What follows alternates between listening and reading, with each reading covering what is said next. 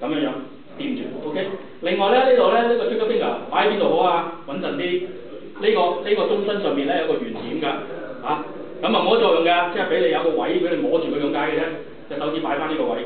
好啦，咁另外隻手係點搞啊？有啲人中意咁樣托住嘅，記住盡量唔好將個手托住嗰個蛋夾，因為你咁樣咧有啲力咧係會令到你推咗個蛋夾上去嘅。推咗上去嘅話咧，你嗰隻蛋夾嗰個蛋唔順咧，就要 jam 蛋嘅。咁所以咧，我哋絕對唔會咁樣做。咁點做啊？好簡單啫，我哋將呢隻手。我哋叫佢做另外嗰隻弱手，就咁樣嘅啫 ，OK？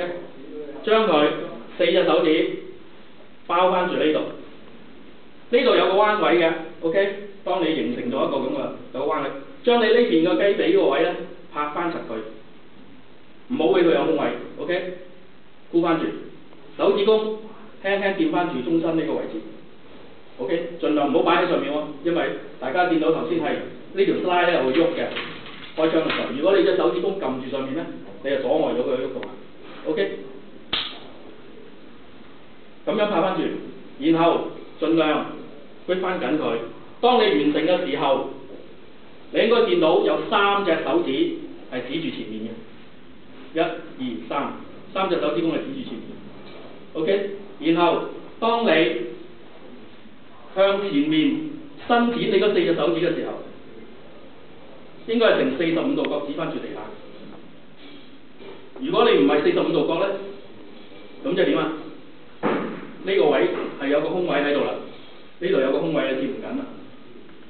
你只有45度角，你呢個位先啱啱貼得住。OK， 嗱呢個就係話，然後盡量揸翻緊支槍之後咧，你應該感覺到咧個 grip 個把手同埋個手之間咧係冇多餘個空位嘅。咁所以當你打完第一槍之後，就算有個跳動咧，第2槍咧基本上嗰支槍都唔會撞甩咗位嘅。OK， 咁好啦，咁而家咧我哋又嘗試下，咁每個人都係試翻向翻前面咧，你哋頭先嗰個方法。不過今次希望大家揸翻好支槍先 ，OK， 記住點樣揸。咁我哋每一堂都要話俾你聽點樣揸。揸完之後慢慢打翻5槍，睇下會唔會好過頭先你哋打，好嘛？咁又拉一翻去話大家嚇，玻璃翻啊！